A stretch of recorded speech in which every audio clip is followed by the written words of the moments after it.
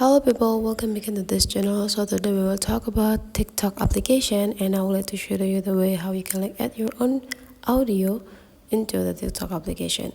So you just need to open the TikTok application on your phone, and then you just need to take a look at this button feature. There will be like 5 sections there. Go click the plus button here, and that will bring you into the TikTok camera that you have here. So this is the simulation of the TikTok camera.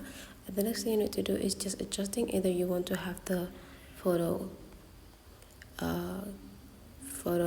content or video with this duration.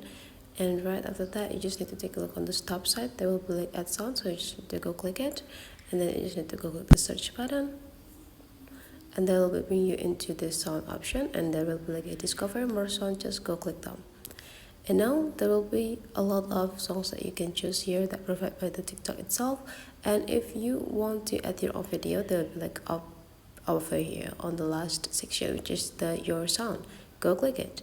There will be two options: either you want to import sound or import local sound. If you already have the sounds collection into your music's gallery, you can use this.